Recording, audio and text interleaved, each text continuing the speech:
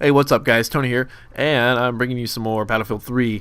And that, I know I like variety on my channel, but the thing is, with the DLC out and all sorts of things to talk about, it's gonna kind of happen. So, for those of you guys waiting for some more MLB, you'll have to wait a little longer because I've got this stuff going on, and there might be some people who are waiting for some DC stuff too. So, I have a list of things I need to get through. But because the Battlefield 3 DLC is the newest cat on the block, I got to get to that first. And so what I want to do right now is I want to talk about the DLC itself, because I talked about the premium membership in the last video I did, and the should you buy Battlefield Premium. And I believe yes, you should. That's just sort of my personal opinion, and everyone else can of course make your own judgment. But I think I did a good job of saying, like, this is what I think is really good with it, and I think this is why it is worth the $50. And if you haven't seen that video, I'll put it in the description, and you guys can take a look at that and judge for yourself. But what I want to talk about right now, like I said, is the nuts and bolts of the actual DLC, the maps, the guns, the colorblind, whatever, the colorblind option. And I think I'm going to start on the colorblind option. I'm going to throw in a quick clip of the colorblind. If you haven't used it yet, or if you don't know what it is, you'll see what it looks like now. I personally, I don't know, I'm torn by it, because when I first used it, I was like, whoa, this is so clear, like you can see everything. And the more I used it, the less I liked it. I don't know why, because in what was it, in Black Ops, I actually played with colorblind mode on, which gave you not the red and blue, but gave you the orange and whatever. And on Black Ops, for me, it made it easier to see stuff, and it was just pleasing to my eye to see it in those color tones instead of the red and blue or whatever it was. And so for me now, it's like weird blue and yellow, like a green yellowish kind of a color. The Battlefield one, it's just, I think it's too distracting. I think that's probably my biggest thing is that it's too distracting. I'm used to the whole orange and green, and seeing that, and it just sort of not really blends into the background, but it's there, but it's kind of subdued. So when it's big and bright in my face, it just, I don't know, I don't particularly like it. I've heard people say that, oh, it looks so clear, and I love it. I might give it another shot. I don't know, but my initial reaction was like, whoa, this is really cool. I kind of like this. And then after about 3 games, I was like, okay, my eyes are hurting. I need to switch it back because it just didn't feel right. So the colorblind thing, the colorblind video option is totally, up to each person. Some people love it, some people don't. I'm a person that right now I don't like it. Maybe I'll like it in the future, but it's cool that they put it in there, because beforehand, I mean, if you were a colorblind person, you probably had a hard time with the game, deciphering visually who's a good guy, who's a bad guy. And when you have to go based upon the characters themselves, that can be kind of hard to do, because it's not like Call of Duty where each side has a very distinct uniform.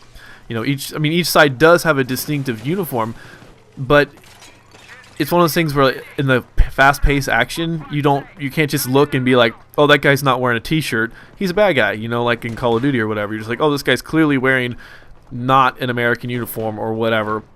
It's kind of ambiguous because they're both wearing military uniforms, and sometimes with the different camos, they kind of look alike. So you kind of, I mean, now that I've been playing the game for a while, I can tell if it's a good guy or a bad guy. But at first, when I first started playing the game, I was just like, oh my god. So basically, the point is that if you were colorblind, you had to figure that out by playing the game and then figuring out which uniform was which uniform and which one went to which team. So I think I rambled on too much about the colorblindness, but let's talk about the maps. I like the maps a lot. The only map that I don't really like, and I've heard this around YouTube now, is scrap metal. And I don't like scrap metal because of the fact that they really made only 2 places for everybody to fight, and it's those opposite facing rooftop areas. So that's that corridor, and then the 2 that goes down to that bridge that goes to the other side to the rooftop. So it's like one rooftop and like one edge of a rooftop, and that's where everybody freaking fights. It's just like that's where it happens. And I don't think they intended that to happen. but that's just sort of the way that the masses have started playing those. So I'm not, anyway, so people are like, they'll guard the stairwells, and it can be kind of a pain, and I'm just not a fan. It's one that it feels very like tunneled. You feel like you're in one of those mazes. You're just kind of going through, and you're going left and right, up and down, and you really don't have much way in as far as a linear movement. You just kind of can go in a certain direction, and they kind of funnel you places. So I don't really like that one. I like the Zibba Tower one.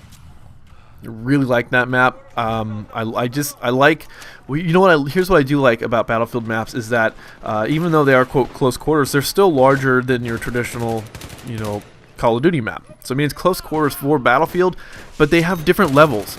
And the one thing I was talking to, I think it was Ryan Dewitz, I was telling him that the thing that's cool is that they have different levels. They have 3 different fighting levels, but it's not like, say, in Black Ops when I'm forgetting the name of the map right now, but it's at Kowloon. I think it was Kowloon. But you had 3 levels, and you had to worry about all 3 levels as you're running through the streets. So you could have 2 different levels to be shot from. In this, you pretty much have to focus on the level that you're on. I mean, you can shoot across the house, but more often than not, people are like that. They're in and out of your frame in a flash.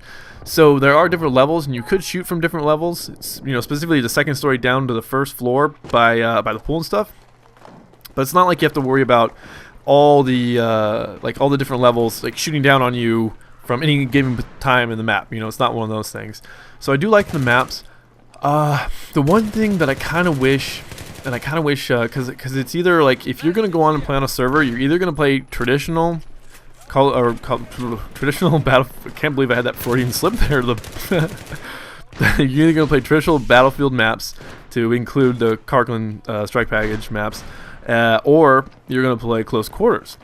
There's no map rotation that I've seen so far. There could be servers that have this map rotation where they just go ahead and put all of them in there, which would be hard to do because you've got 24 players on the normal maps and 16 players. So suddenly you're down 8 other players.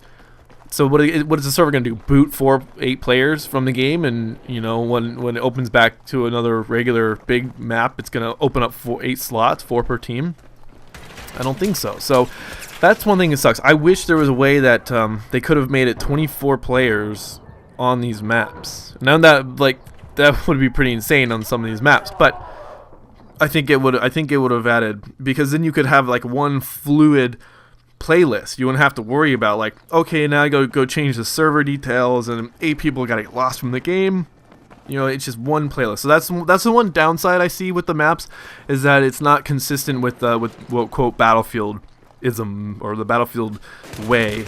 But the last thing I want to touch on is are the guns. The guns. Oh wait, I gotta go back. Sorry, Gunmaster. I gotta talk about Gunmaster. I like Gunmaster, but I think I pretty much summed it up in the last video that I did. I'm not much of a fan of like the gun game sort of stuff. I mean, it's fun to go play, but it's not my game of choice. It's interesting, and I've heard a lot of people say they hope that they cycle the weapons through so that we're not always using the same weapons all the time, which would be awesome because Battlefield has a lot of guns. And that is a good segue into the guns. Now I'll tell you, like I said before, I like the new content. I like the assignments. I like getting new things to do because it makes the game fresh for me. It makes it exciting to play. I want to get on and play. Like, that's the feeling I get. Like, tonight, like, in a couple hours, I got to leave and go to my Spanish class. And when I get home, like, I'm excited to get home and unwind with a couple hours of Battlefield 3. Like, that's the thing I think about when I'm getting in my car ready to go home. Like, okay, I wonder who's online. I'm going to get home and check who's online. And that sort of level of excitement is what makes online gaming, for me, something that I want to do over and over again. The excitement of playing with your friends. So, with the new guns, it did that. My favorite gun by far is the AUG. It is like sort of my now go-to assault rifle weapon because post-patch, not this patch, but the patch before, they really fucked some shit up with some of those assault rifles. They almost became unusable, and I found myself going back to the M16, the first freaking gun you get in the game, and that became my go-to weapon instead of like the 416 or I don't know, any of the other, or the FAMAS was a good one for a while until they nerfed it. Even now, it's not that great. Or the F2000. The F2000 is now like the staple gun for the assault class, and then it's not because there's so many people using it to get the dog tag, for the premium dog tag, but it's that good of a gun. It's just that good of a gun. It seems to best all other guns for the most part. I just unlocked the Scar Light. I can't quite say how I like it so far. I mean, I like it enough to keep using it, but it's not my favorite of all the guns. I think I would choose multiple other guns before the Scar Light, and that's just me. You know, it just doesn't. I mean, here's one thing I've noticed with with the guns such as the Scar Light and the ACWR, they are fantastic at medium to long range. They are unmatched in medium to long range. But when you get them up close, they'll lose to everything in my hands. I have lost so many gunfights up close because someone's got a M416 or someone's got an F2000 or someone's got an M4. You know, some of these guns, it just feels like, from my standpoint, that the Scar Light, the ACWR are two guns that are medium to long range only. If you get close with those weapons, you're probably going to lose a head-on, gunfight with somebody. So I'm kind of upset by that. The TAR-21 is pretty much my favorite weapon for the engineer class. It is a really good gun. I mean, it's got a high rate of fire, almost to a fault, because sometimes you go through ammo very, very quickly, and it's a great gun for, I don't know, like TDM, stuff like that. It is a fantastic weapon. Maybe I'll go into the attachments I use with some of these weapons later on in another video, but I have an interesting setup for that weapon because I don't use it on any other weapon, and I think I'll talk about that later on in another video, like I said. The last weapon I want to talk about is the L86. It is awesome to see pretty much an assault rifle for the support class, because I honestly would have liked if the weapons could have been put in a way where any class could use any weapon. Your gadgets would be the same. So you could use carbines or submachine guns or heavy machine gun or light machine guns, assault rifles, all with the assault class. But what makes the assault class is you got the med pack. So I like that. I kind of wish that the guns would be universal, but the gadgets specific to the class, But the L86 is nice because it is essentially an assault rifle for the support class. So instead of being relegated to either submachine guns, or I guess they're calling them, some of them are called carbines, even though submachine guns, but submachine guns and light machine guns, you now have at least what I think is a viable assault rifle weapon to use. And I would include the, was it M127 or whatever, the AR, but they nerfed that one. It's got all sorts of recoil and it's really hard to use. So I like that. And then I locked the Spaz. I'm not a shotgun guy, so I can't really talk about shotguns, but I mean, it's okay, I unlocked it and I think maybe I used it once and I was like, okay, shotgun time over. So anyways, guys, I am running long, and that's pretty much it for me today. What I want to know from you guys is, who have the DLC, what is your favorite gun? I'm interested to know, and maybe what attachments do you like to use with it?